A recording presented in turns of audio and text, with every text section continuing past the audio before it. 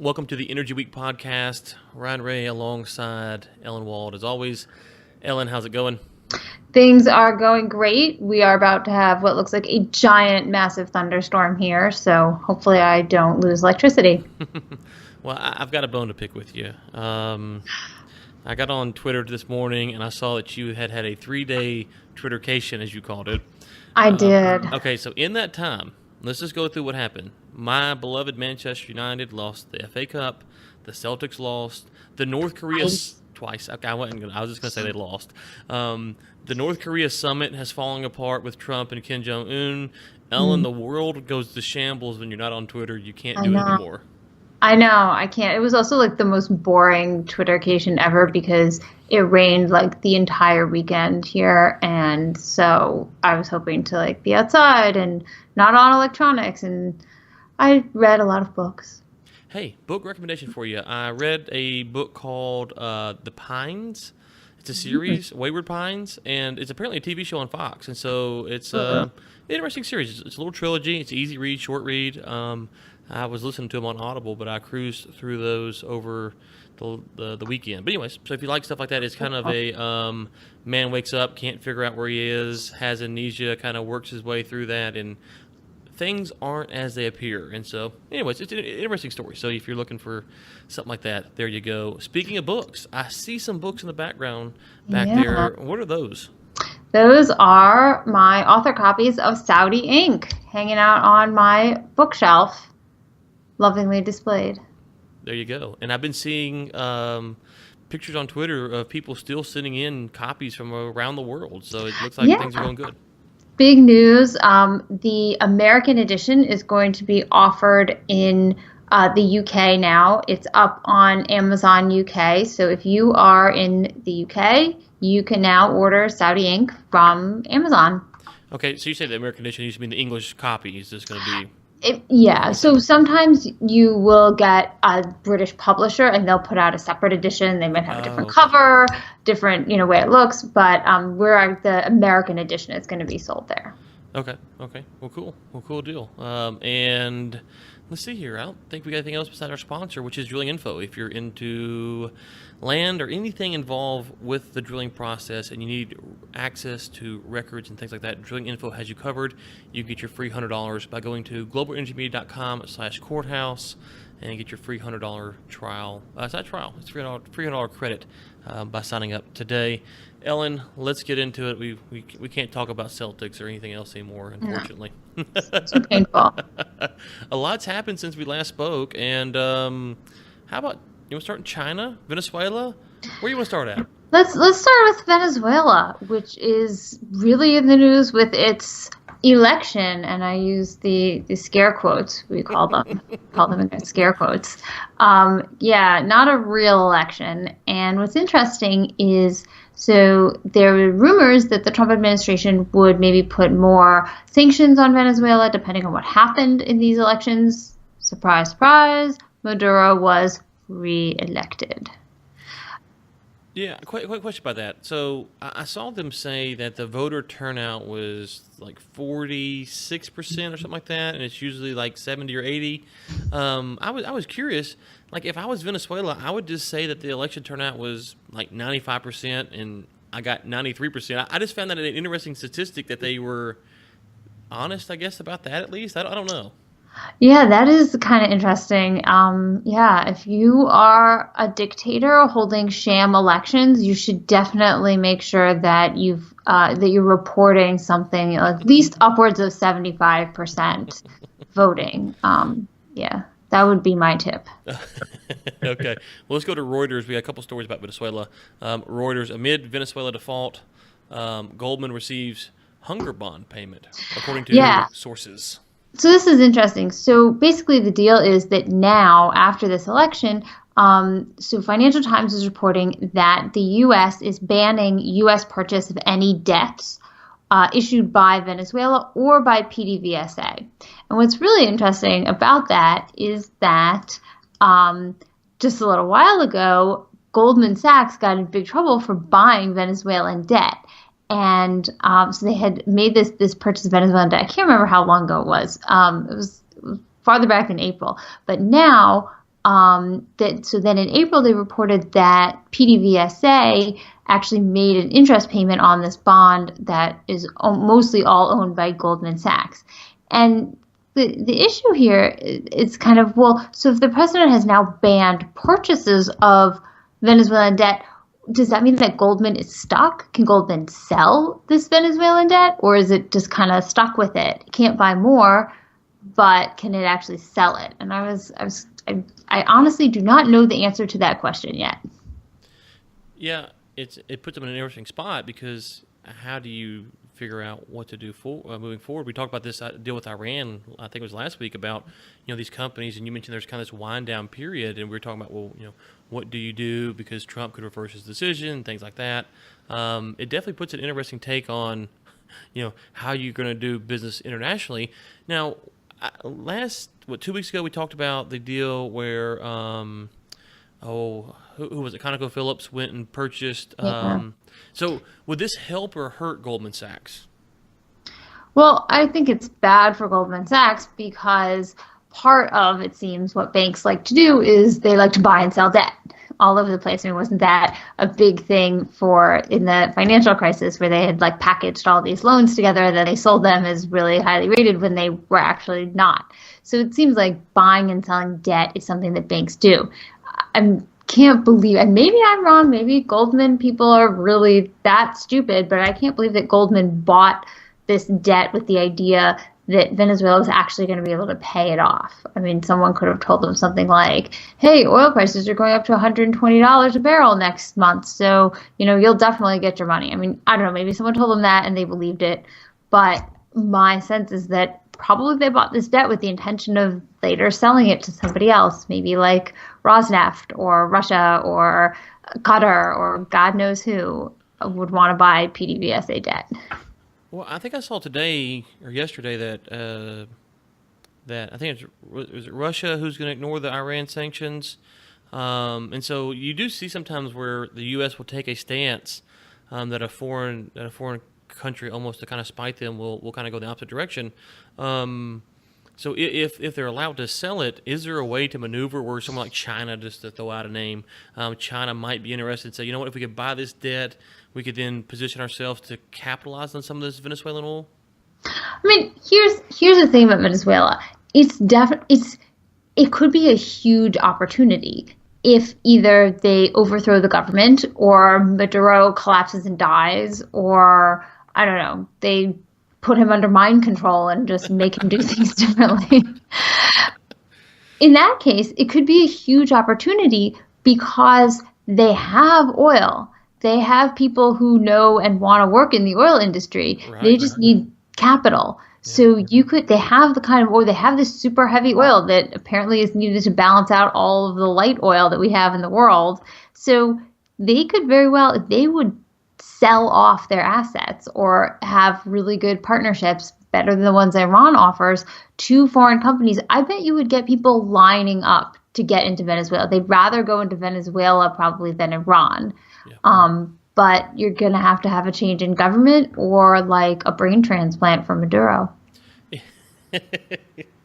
So let me ask this. If we talked before a little bit about the state-owned oil company versus kind of a private held company here in the U.S., is this an argument maybe that could be made for getting away from a state-owned model? Because if this was a private company, investors could come in, they could buy it. Now, obviously, you'd have the government and what they were doing behind the scenes that might make it tougher to work, but it wouldn't be so tied in with what's going on with Venezuela. So you could create jobs and you could do other things. Is this an argument for being a non-state-run company?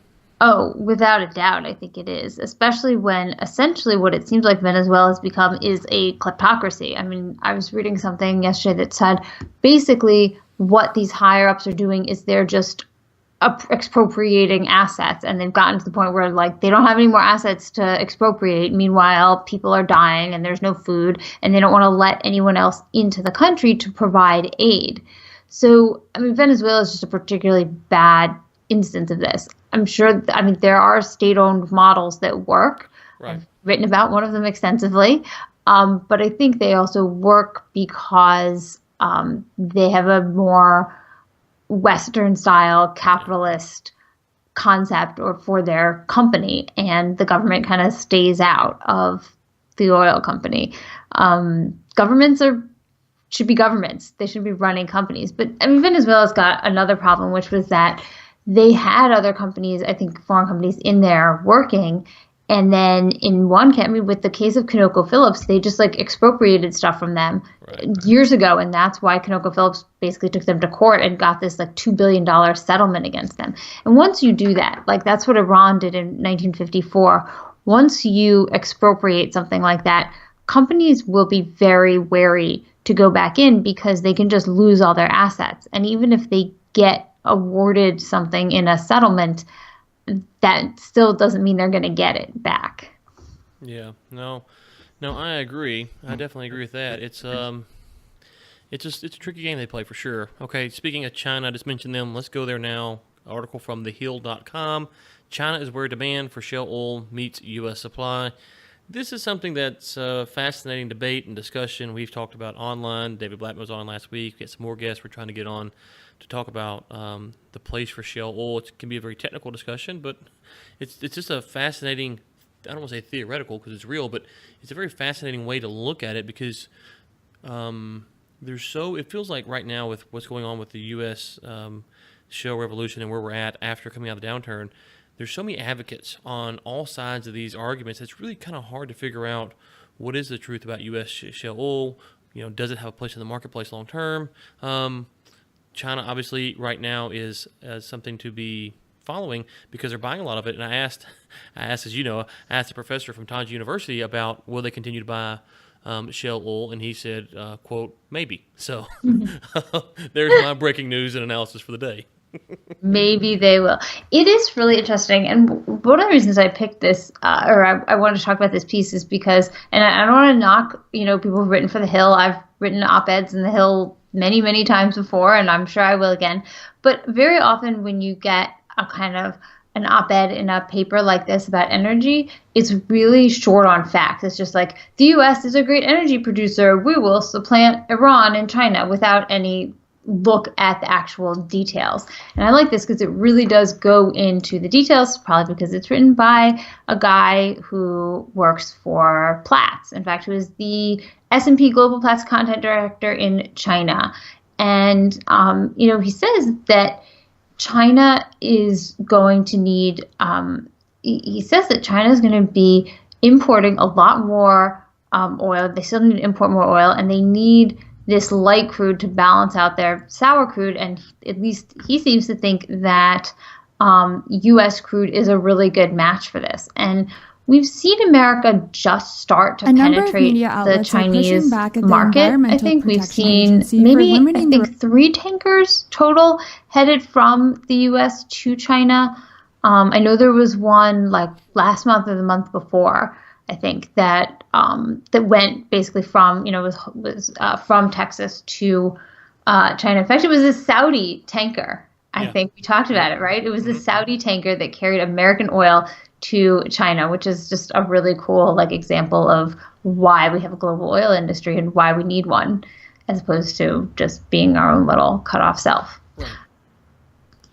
No, I think that's a good point there about being a global thing. We sometimes forget that and the importance of being able to trade with foreign countries.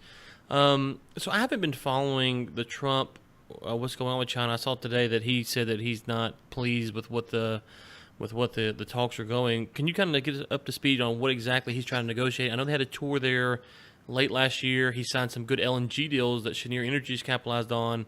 But what's going on right now specifically? It seems, his issue is really, I think, twofold. One, that China devalues its currency whenever it feels like it. So that is bad for countries that don't do that and countries that trade with China. Mm-hmm. But also that they basically essentially have their own tariffs in place that make their products much more favorable for exporting to the United States, steel and other kinds of things, and that America doesn't have those kinds of restrictions on it. So it's very hard for American products to compete, or we're not putting tariffs on things that we export to China. So we're getting the bad end of the deal is what President Trump often says, which is, kind of simplifying it, but isn't all that off the mark, I think. And so one of the interesting things is that, so where's China been getting its light crude? So it's interesting. So China's got these giant state-owned refineries, and they usually operate off of these long-term contracts that they have. But then it's got all of these, but they call them smaller independent refineries, or teapots, which is a term that I really don't like because they're not all that small to begin with, but they're basically independent run refineries, and China allows them to basically import oil. It gives basically licenses, I think every 6 months maybe they determine, okay, here's the total amount of oil these independent refineries can import. And they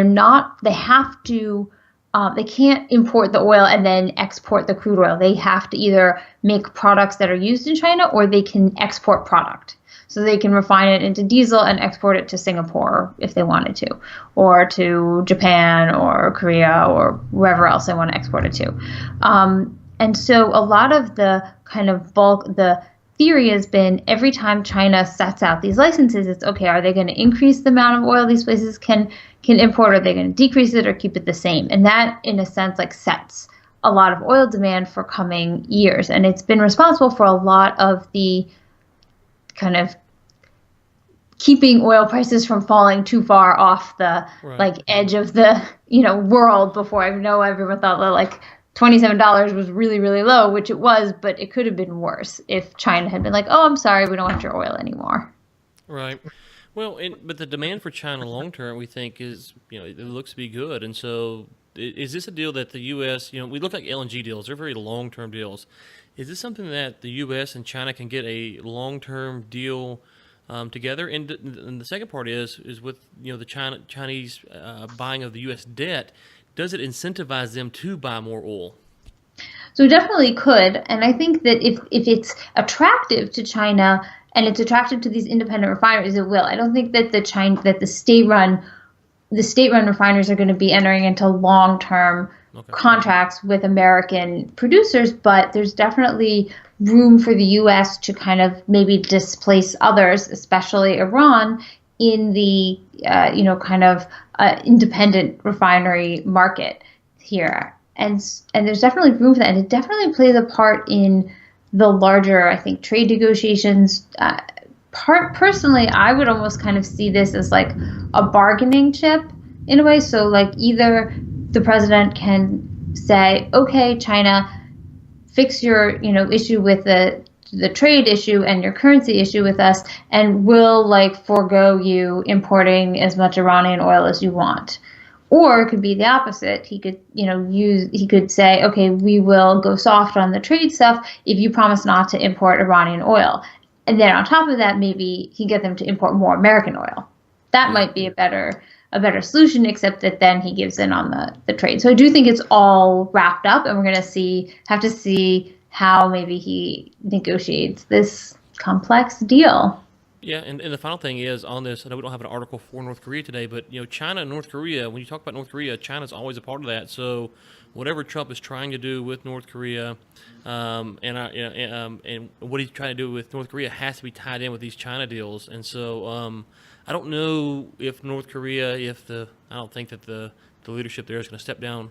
I said that before, but if they were to step down, they would need an increased demand for oil, and I'm sure China wants to be the ones to supply that to them. Oh, yeah. But remember, China's not really producing that much oil, so it'd have to go through China and then to North Korea, which I'm sure the Chinese would love. So why not? Wouldn't it be hilarious if China is buying more American oil to supply it to North Koreans who are coming out from underneath their autocratic regime? That would be the world's greatest irony. Yeah, and I'm not saying that's what Trump's trying to do or not trying to do. I have no idea, but it's just important when you think of China and North Korea that China, they're a big reason that North Korea is kind of the way it is. They're on some level they don't want they haven't always helped the U.S. in negotiations there, but with things that might be changing, might not be changing, it's interesting to watch. Mm-hmm. And as you mentioned before, with the Iranian deal, it's always curious to watch this. It's like a big soap opera. So anyways, let's turn to the Wall Street Journal. Oh, go ahead, sorry. I was thinking it's like a dance with all sorts of, it's one of those Victorian dances with all of those different parts and people, and everyone has to do the right step. The one last issue with China and North Korea is also that if North Korea really does open up and somewhat, it will be a huge opportunity for economic development, and part of that includes oil. So either building refineries in North Korea, North Korean demand may skyrocket because people might actually want to have cars and drive around. And likewise with China, when we're looking at demand, it's really important not to just look at the their big time manufacturing as demand for oil, but that this is an economy that is rapidly transitioning to a consumer economy, and with that comes automobile ownership. Right. And I saw the other day someone who real quick talked about he probably, I don't want to speak for him, but I think he would probably be more closer to EVs are coming to the market than I am, but he's a pro oil and gas guy, so he's not a big, not anti oil and gas. So he's an oil and gas guy, but he probably is a little bit more optimistic about EVs than I am in the short term. And even he was saying the other day that the EV overtaking market share is not a reality. So even when we talk about this, you say, hey, well, we're going to go to China, we're going to have all these EVs. Yeah, that's just not. It's not the reality for where we're at now, unless you're talking about maybe mass transportation. So, okay, let's turn to the Wall Street Journal now. Pick your stock market boom, big oil versus big tech. We don't do a show without talking about the Wall Street Journal. If y'all want to sponsor us, that's right at globalngmedia.com. We give you the free promotion every week. But so this I'm gonna pull this up for the viewers here. We are on YouTube again. Got that back up and going now that we're kind of settled in. Yep. And so I'm gonna pull this up for the viewers here. They have an interesting graph here on going back to 1974, 3, something like that, right before 1975, showing 3 different things: technology stocks, oil and gas stocks, and the New York Stock Exchange. And so, I have okay. You go first. I have my thoughts, but I'll let you go first. Yeah, I just think it's really interesting how for a long time, they almost seem like they're moving kind of similarly, like in line, and then all of a sudden you hit like 90, what is it, like 96, and it kind of flips.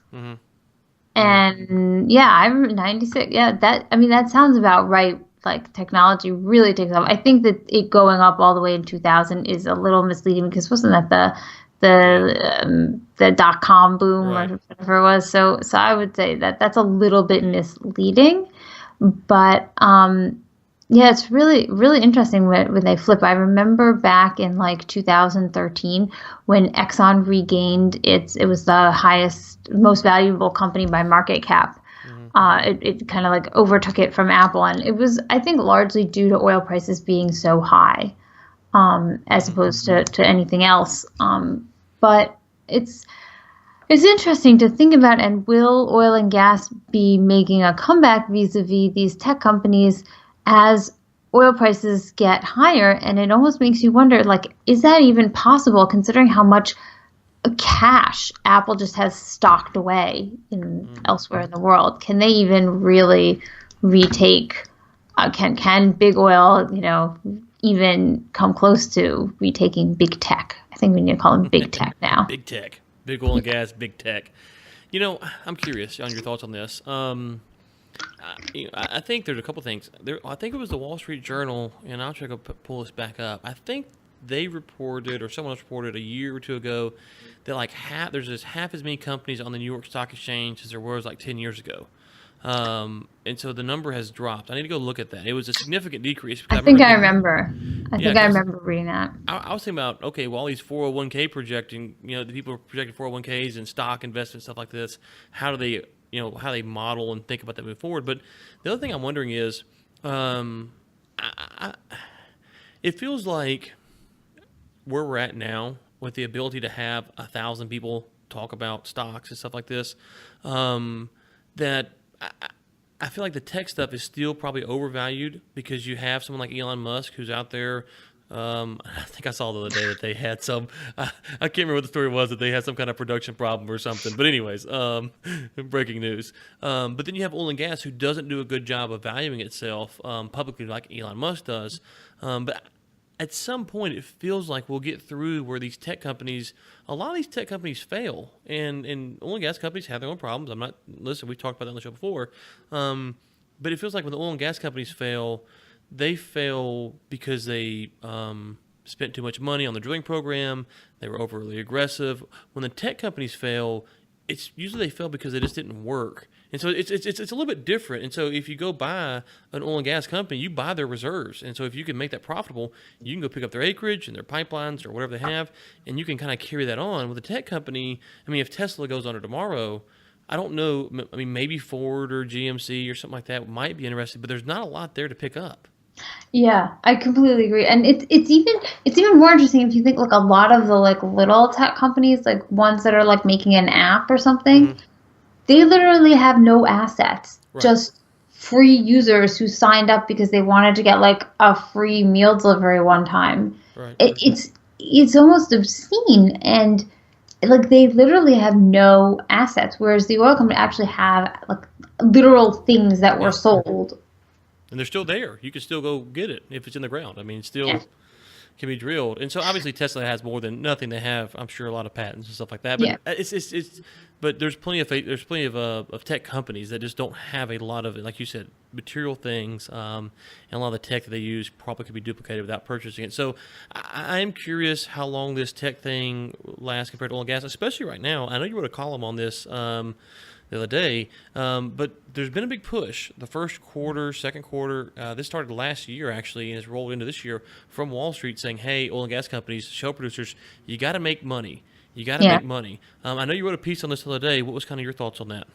Yeah, it was a piece saying that I looked at this interesting report from Al Rajhi Capital, which is a big bank in Saudi Arabia. But they had a really interesting look at some of these companies where they're basically saying a lot of them have a lot of debt, and you can't forget about that debt when you're considering what they're going to do with higher oil prices. And if they don't either act responsibly or take care of that debt, they're going to be saddled with that for a while, and it's going to possibly weigh on their ability to expand now that oil prices are higher, which I thought was a really interesting kind of point about these shale companies that not a lot of people look into. It's either, can they maintain their discipline and, then they'll be profitable and everything will be fine, or they don't maintain their discipline and everything will fall apart. Well, neither of those are exactly true. And how much debt a company has, I think, will play a role in what choices they make now that either there's pressure to expand and they can possibly be getting more money for their oil, although it's unclear, like when we talked about last week with all the infrastructure constraints, and especially with WTI, I mean, it's up to maybe, I think, around 73, but the differential between WTI and Brent is huge. So just because someone sees, has hit $80 a barrel doesn't mean that the oil company that they invested in Texas is actually selling their oil for $80 a barrel. No, you're exactly right. It doesn't mean they're selling it for 73 either. Yeah. I mean, so it could be less than that, depending on what's going on. I did see, to kind of follow up on some of the stuff David said, on the Texas Oil Gas podcast, we talked about another big pipeline that got announced for going to open season this past week. So you're starting to see the news where more and more of these big, long lines are coming out for open season. Now, you got a ways to go before they get, commitments and stuff like that and before they get built, but you are starting to see a lot of that coming on. We didn't see a lot of that. Excuse me.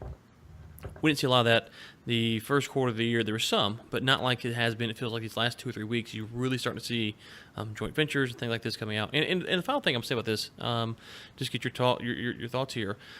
I still think, and I've kind of maintained this, and I could be crazy. That wouldn't be the first time, but I still kind of think that we're not past seeing smaller shale producers that can't make it, and they will get absorbed by a bigger ExxonMobil, or you mentioned ConocoPhillips earlier, Shell, BP, whatever. I still don't think we're past that stage because, as you mentioned, there is this debt problem that's looming, and if the prices do go back down, I think you're going to see a run on a lot of these companies, and then you'll see someone like ExxonMobil who has a large share out there in the Permian already. They could really grow their presence, and then all of a sudden, some small producer, Ryan Ellen's producers, they don't have enough to affect the market, but ExxonMobil could, and it would look a lot differently. Yeah, I think that that is a definite possibility that we could see. I don't necessarily see oil prices coming down like nearly as much as they had. Yeah. There is room for them to come down, though. and I could see that, happening maybe after the summer or depending on what OPEC decides or how this Iran deal stuff shakes out. There's definitely room for them to go lower, and there's definitely room for more M&As in that area, in Texas and beyond.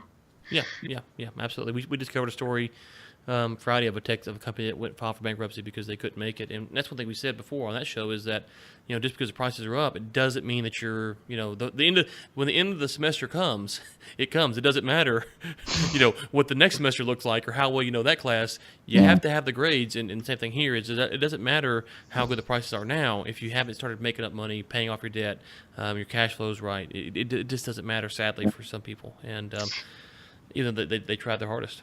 Yeah, and so, even though Exxon bought into the Permian and when at probably the worst time for it, it can still make a killing buying up other companies or other companies' assets as they go under. Okay. All right, Ellen, well, where will you be this week? Any White House briefings, China, Saudi Arabia, anything special like that? Let's see, where will I be? I will be on investing.com. I think we're going to explore maybe in a little bit of greater detail some of the issues that we talked about last week with infrastructure, shale, things like that. And probably also on Forbes, I'm going to be commenting on what's been going on in Saudi Arabia with the arrest of some prominent women's rights activists. Okay. All right, and as always, I'll be on Texas Oil and Gas Podcast. Oil and Gas Market Recap, Alfonso has been sick, so we haven't been able to get that show out. So hopefully he'll be back up maybe tonight or tomorrow, and we can record an episode this week. If not, should be back next week. And I will be again, if you're listening to this will come out the day before, but Thursday, May 24th, I will be the Master Ceremonies at Colonial on the 13th hole. Yeah, hanging out with all of the pro golfers. Actually, none of them will be there, but they'll be going past us. Pudge Rodriguez, former Rangers catcher, will be there. So if you're in Fort Worth, you're a young professional, be sure to come check us out, especially if you like crawfish. They'll have a lot of crawfish there, so come enjoy that. Okay, Ellen, anything else that we need to plug or promote before we get out here today? Not that I can think of. Follow me on Twitter, of course. Oh, I had a really fun piece that I published on Arab News about why Americans are kind of wary of these giant tech and social media companies. And then, of course, the end I said, but despite this, you can still follow me on Twitter. So check me out there, Energized Economy.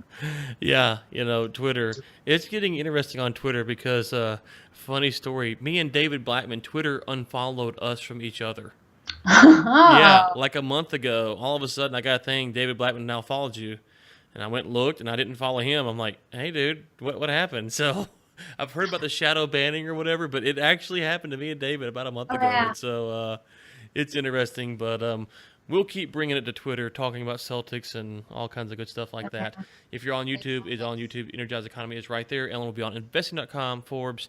Go check out her book on Amazon, Saudi Ink. You can get it in hardback, Kindle, ebook, and then obviously audio as well. So, Ellen, until next week, we'll talk to the listeners next week. Next week. Who knows what will happen before then?